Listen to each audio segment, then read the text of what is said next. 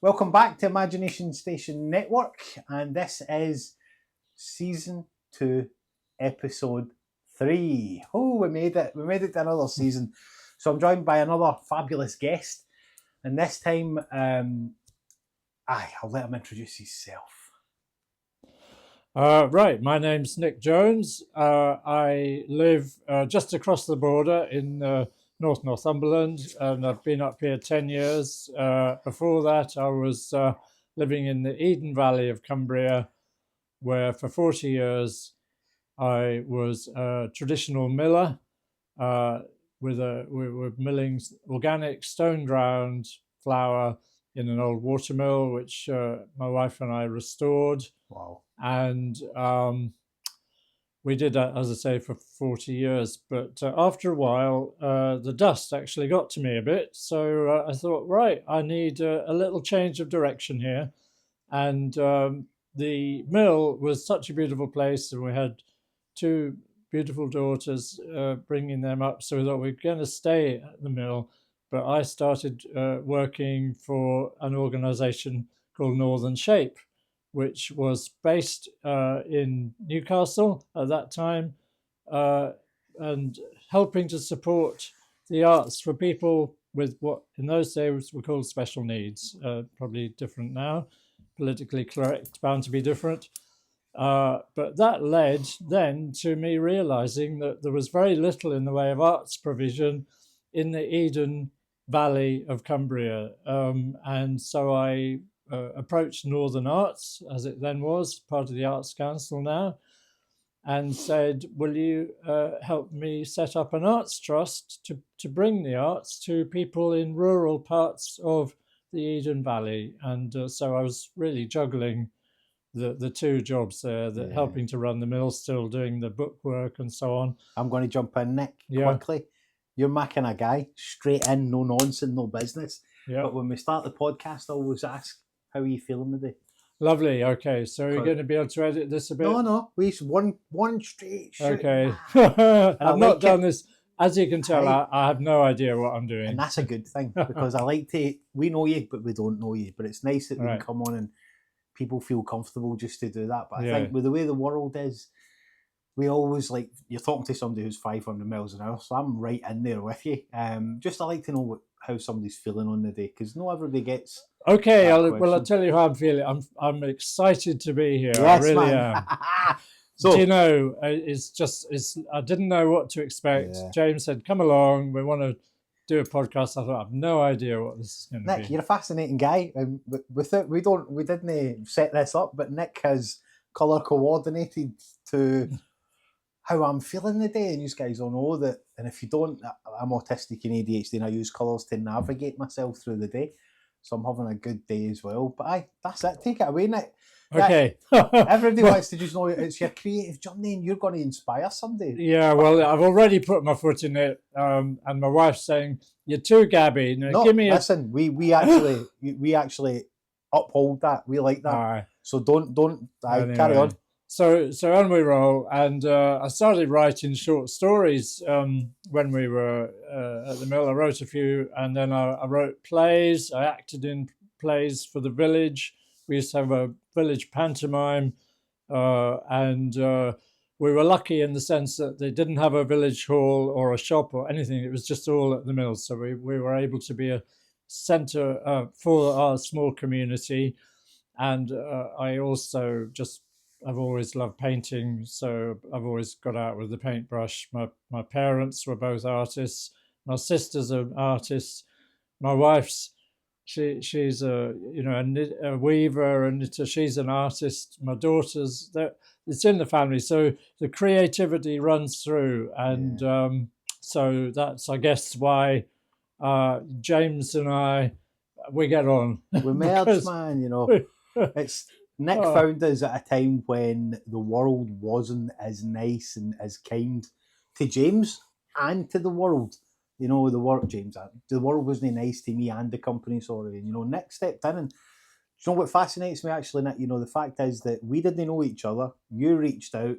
We managed to get a wee and sit down, and the words you wrote touched my soul. And I've kept that episode of the artworks, Aye. and we'll plug that in a wee minute. But for somebody who seen what we were trying to achieve and what we were doing, to reach out, there's no that many unit. There is not, and there still is to this day. There are people who want to join and they want to. How can I say this without trying to put my foot in it? There's people out there that want to come and abuse what we've done, and it's no an offer for that. But for somebody to see me, James Alexander Gaffney, as just an autistic ADHD guy, and now I know why when you've just said that at the beginning, who's trying to create a better world for his people and everybody around, man. Well, I have to tell you, I'm very lucky through the mail and one thing and another to have met all kinds of interesting people, and one of my heroes is me. James goes without saying James is one of my heroes. But somebody else is a lovely man called Satish Kumar, who's going to be 90 in August, and he came from India, and he walked with a friend of his for peace in the world, right through the 4 main capitals where they had control over nuclear bombs at that time. So it was a scary time. It still is scary. Life is always a bit scary, I guess. I think as you get older, you realise that it's not going to change too much. No. But anyway, he walked for peace, and everywhere he went, he took a bag of tea and gave it to the presidents of in Russia, in Paris, in this country, Britain, and in the United States. He said, "I brought this tea for some ladies who pack tea on the Caspian Sea," and they said, "Please give it to the presidents and tell them if ever they're tempted to press the old button, have a cup of tea, calm down, and think peace."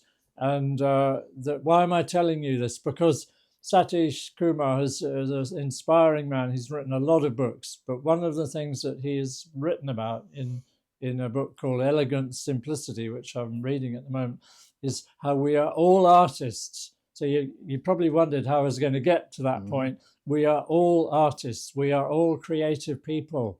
And if we can only just keep in touch with our inner creativity, it will bring us so much fulfillment, so much happiness, and so much beauty. And we need to remember that in a world where, inevitably there are dark sides, there are troubles. Yeah. So we have to remember that. That's fascinating that you've just said that, because I've literally just wrote that somebody wrote a fantastic review, again, plugging my own book, but my new book's out, and somebody wrote a fascinating, something that touched my soul, exactly what you've just said there, in a shorter words, that, there is the kindness out there in the world.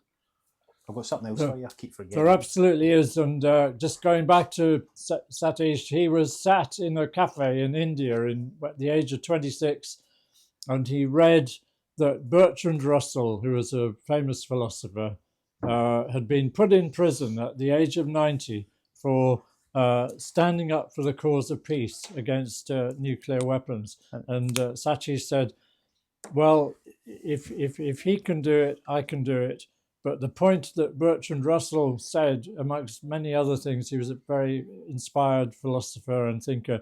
He said, there is an infinite amount of creativity in the world, but soil and oil are in short supply.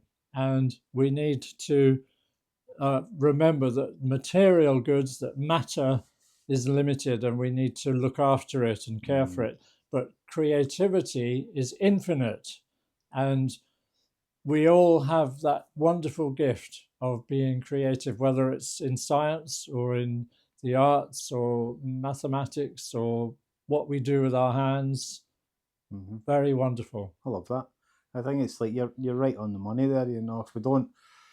If it's just as precious as got oil and gold and all these other things, the creative, and what you've done in the short space of time that I've known you, like for people like me, art comes in, I never know why, comes in all shapes and forms and people and places and all these things that go up against you, like economic insecurity, people, places. They're the things that you're always going to come up against. But then you meet somebody like yourself who's on the front line. You write for this magazine, Aye. artwork, so you can That's find right. artwork online. We'll plug it in the Aye. captions. But if there wasn't people like you out there doing that, then how are people like me going to have a voice? And that's why you're on the podcast, because you gave me a Aye. voice. I Aye. have a voice, Aye. but how am I going to be able to tell people without sticking the fingers up to them and going, I'm here and I'm not going to go away? And you went away and you wrote that. And it's like, I've never met anybody who's able to do that for me because of all the things I do. You kind of nail me down. Like yourself, I go into Aye. interviews and I'm Aye. straight away, I'm like, and it's only new because this is my wee safe space that I'm able to go slow it down a wee bit and say, but when somebody writes that for you, you've got a special place in my heart, Nick. Oh, like, well, that's very kind of you. But as you say, it's not easy. So you talk about a safe place. We all find aspects of the world scary. So you've got to work from strength, and it takes courage to go out, and to open your heart. It's not easy sometimes, but. I've just been reading about a book called Art Cure, which has just recently been written by a lady. I think she's called Daisy Fancourt. Anyway, it's about the way if we access the arts, creativity, music, painting, writing, poetry, theatre, dance, whatever it is, that it not only helps us feel better, but it also creates a better world. And the thing that I haven't read the book, so I've no idea what she says, but I've heard her speak. I understand what she's saying is that the economic impact is also very significant. So it's crazy not to support the arts in schools, in villages, in communities, in towns. Every small town in Germany used to have, hopefully still does, has a little opera house. And that's just part of the community. That's the way they appreciate the arts. In this country, we've got to stand up for the arts. And what James is doing here with Jag Art, James and Jean, is just so inspiring. So I'm really thrilled with what they're doing, and I'm thrilled to be able to just be a little bit part of that too. Hey man, back at you. The whole what you just said there. There's another thing now. Don't quote me on this, guys. Don't come for me in the comments. That art has been linked to prolonged life. Now, I would put myself forward for that study. I'm 44 this year. I say 43, and if I manage to live a long, prosperous life like your fellow who's 90, there'll be a reason why. Yes, and I will yes. 100% put anything I have materialistic on it that's the reason. It definitely. The thing is that I know myself, if I get writer's block or painter's block, and I think, I can't get out, I can't get going. And I know that if I'm on the roll, it literally taken out of myself. The ego goes out the window. Brilliant. When you are just being. You're being what they call in the groove. You don't know where it's coming from, but the creativity is coming from through you. So you're like a conduit. You're like it's not your ego. And that is an amazing feeling if you can get into that. We are on the same page. I've got a wee saying that two things I do before I write. One is I listen to The Greatest Showman. A Million Dreams song is what inspired everything that you see. And the other one is that says on my writer's desk that don't be an ego hero. Do not be an ego hero because that's not your story. I think I said this to you before. Like I've deleted and blocked a lot of businesses in Berwick and other places. It's not because I don't like these. It's because I am autistic and I have a habit of taking. And I start to build on it, which might sound that's what you should do as long as you compliment. But when I'm trying to create something that's different, I don't want to be able to. I don't want to go and buy a shop window and go, oh, that's where I got that for. Because I don't want people to think that it's ego driven. But if I have done in the past, I've always went back and said, this exists because you did that, like I did with the writing that you did in your magazine. But sometimes you can be careless, and again, it comes back to those three things: people, places, and economic insecurity. And I don't Yeah. want to don't want to go forward and go, oh, I didn't go and compliment them because I worry Yeah. about it. I definitely worry about it. Yeah. You're a fascinating guy, as I said, and what do you do? What's your chill out time? What do you do that relaxes you? Well, what I do is walk, and walk in the countryside, walk by the sea, go swimming if I can, if it's not too chilly. It's a Do bit you? chilly around here. Here's a random question, but do you swim at Cockleburn Beach? Not yet, not No, yet. because you look like a guy that Aye. swims at Cockleburn Beach. Yeah, no, in the COVID, I started cold swimming in a pond, freshwater pond, and I thought, wow, this is It's lovely. liberating. And my daughters both, they do a lot of cold swimming. I'm not very good. I'm a bit of a wimp.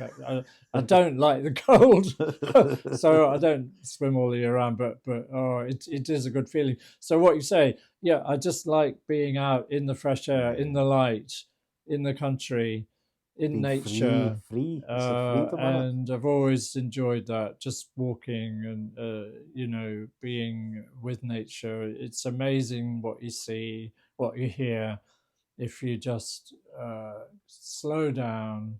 And I'm not good at slowing down. Me I'm an neither. impatient Me person, neither. but I'm trying to learn to just slow down. And Like a new one that I did in the summer there was, when was Yeah. the last time you just lay back and looked up at the sky? Yes, And believe it or exactly. not, that's where I got the title for my new book, When Fairies Stole the Sky.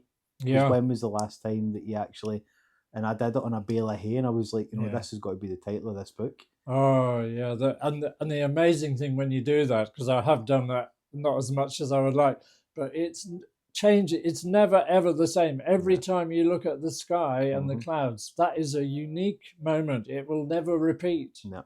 And people say, oh, the world is boring, everything's the same. Nah. It's no, Aye. it It's isn't. only as boring as you make it. Yeah, But see, like, because the reason why this podcast exists, Nick, is that we've freed ourselves as such, and how are we going to free the people from behind the Aye. couches? Because Aye. I tell people, I am a council scheme boy. I come from nothing, work hard parents, and I don't want to have the riches. I want to have people like yourself who are sitting next to me and tell me these things, and that's how we're able to project it onto a wee camera there and then put it out into the Yeah. world. That for me Yeah. is also, Yeah. we're never going to get this chance again. And I No, always well, say, I think again, I'm going to go back to Satish, who, as I said, my I'm hero. going to write that down. And what he says is that we've got two halves to a brain, left and right. Now I can never remember which is which, but one half is rational and a little bit more ego. The other is intuitive and creative, and you could say spiritual. I would say spiritual. So if we live in a world where just the one half, which is all about making lots of money, make money, and don't worry about destroying the planet in the process. So that is not a good way to go. That is not a good way to go. But he's saying, you're not just head, you're also heart and soul and body. So if you disconnect from all the other bits, you're not going to be a very fulfilled person. Because you're forgetting that you've got hands. If you work with your hands, if you work with your heart, if you work with your body, you're going to just feel a lot better. But you're right, and I've heard it so many times that we refer to it as a machine, the body. But what if we refer to it as an animal that needs to eat to fuel the animal body as well as the progressive mind? We're constantly saying, like you said about the oil and stuff, Right. We're constantly talking about, the body's a machine. It isn't. Your body is part of the universe. Like you said, I'm glad you said spiritual, because I'm also a spiritual guy who's like, Right. and when we add to the world instead of take, you Yeah. find the world a lot more a happier place, fulfillment. And I can't believe I'm that guy that's sitting on the couch saying that, because if you'd asked me 6 or 7 years ago, I'd have been like, not a chance. No. Go, that's it, we're done. But you're right. Yeah, You're absolutely right. And Yeah. some people who are not articulate, who are able to transfer it into words, they have another way of being able to do it. Aye. And the best way is to show. And Yeah. they're the fascinating people for me. Well, yeah, and the other thing is the sense of the ridiculous of the comic. It's really important to laugh, not to take life too seriously, because when you look at things from a different point of view and you suddenly think, oh, that's crazy, and you have a laugh about it, and it can really help to get through a bad patch where you think, oh, everything's bad and grim. But if you look at it differently, turn it upside down, turn it inside out, and then suddenly you think, oh, that is just so funny, or so ridiculous. So I'm going to gift you this, and it's weird. Do you know? See when you said that there. So you see that painting? You guys will not be able to see it. See it in the back. Aye, yeah. So I've not finished it because I'm one of the people that start stuff and yeah, try and finish it. But you know what that's called? Go An on. upside down frown. And do you know what an upside down frown is? It's a smile. Oh, yes. Just what you've just explained there. What's the Yes. chances that there's a painting there, Yeah. sitting on a stool, Yeah. waiting till we have a conversation? Again, back to that whole spiritual part of the world. Yeah. It's named yeah. upside down frown. Aye. And that's what you've just explained. What's the chances of that? Yeah, well, it's lovely because again, it's this bit of being in the flow where you can it's easy to say and very hard to do because we're all, we all feel things are scary at times. But if you can just think, okay, just let it go. As some people say, the universe will sort it out, and that's when little exciting things, unexpected things, serendipity, coincidence, you could call it what you like, begin to happen. But you've got to step aside. Part of you's got to step aside and say, right, let it go. But that's it's a tough one. We all find that difficult. In a world full of roses, be a wildflower. That's exactly it. Yeah. But like I said, the world is full of all the people, and we can coexist. And I say that now because I'm through some of it. But like when the world has all the people there, it's hard to ride through the middle. But it's like writing. It's like when you're in the middle of the writing and you're like, oh, how am I going to get to the end of this? How am I going to do it? You have to get there at some point. Yeah. And that's what it is. And because we've freed ourselves, there's people out there who are wondering and doing it. So for me, man, it's nice to have people like yourself on the show. Well, it's the thing is, you've been through it. You've come through a lot of challenges, whatever. But there's also, as you say, you've got a special way of seeing the world, and it's really important that people recognise that we're all different.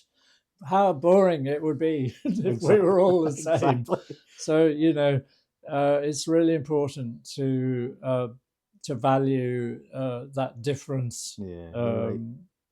You're right. And really if we don't stand up and pay attention a wee bit better, we're going to miss it. Like these days that are just, they're never going to get the same one again. So how much are you getting at that 24 hours of the day is what I always say. And because I know what I get, 5 o'clock in the morning, I'm up doing my thing, and that works for me.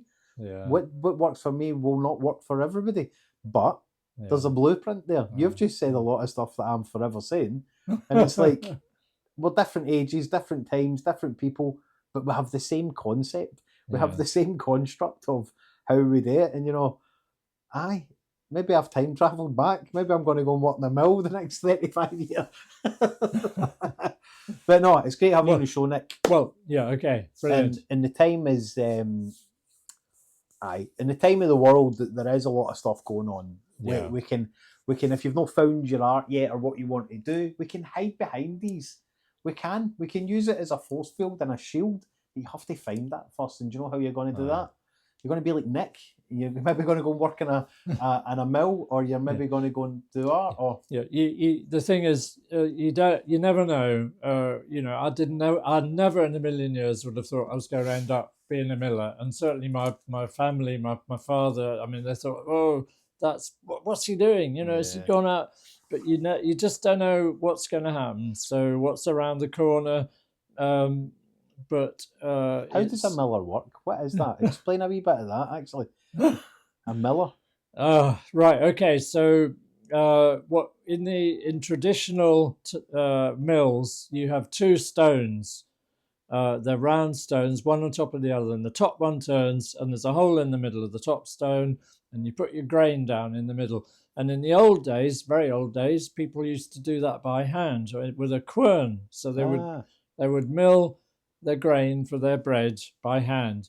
Now they've now discovered that in Australia, the Aborigines in Australia were milling their grain by hand 50,000 years ago. Wow. They were some of the oldest millers in the world. And then eventually it was realized that water could do the turning rather than the hand, because believe me, it's hard work. I've got good biceps.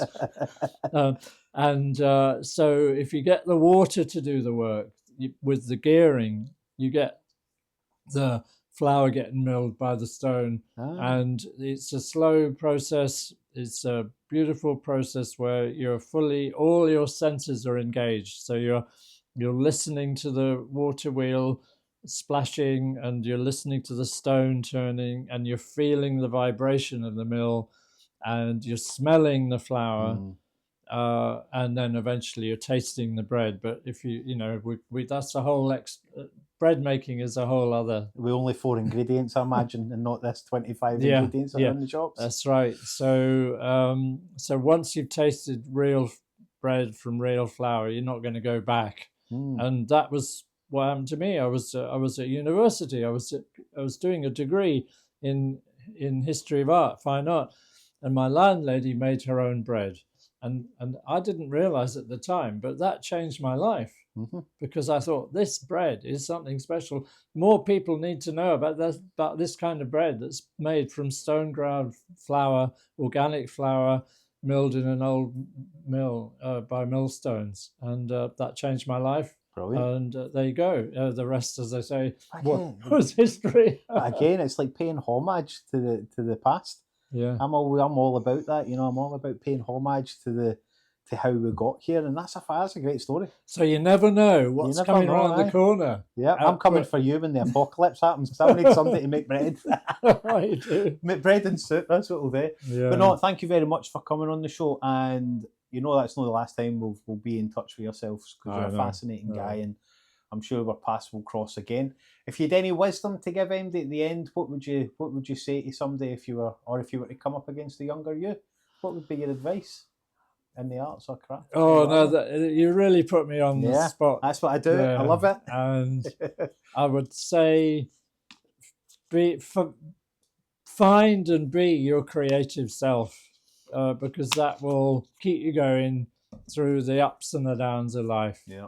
And if you can do that, that is something that is such an important thing to do. And don't walk away. Once you've found it, stay there. Stick with it. Brilliant. Thank you very much, Nick. And remember, guys, if you just found us and you like this kind of content, don't forget to subscribe in the channels. But here's one last thing for you, because I'm always all about saying to you to be kind. See if you put your hand on your heart and then take a wee bit of a breath and feel it. Your heart's pumping, man. What's stopping you taking that wee step towards whatever it is you want to do? It might be creative, it might be doing that thing that's fear. Fear is a big part of this journey. Embrace it and see where you go. So yeah, have a fantastic day, guys, and look out for the next episode. Okay.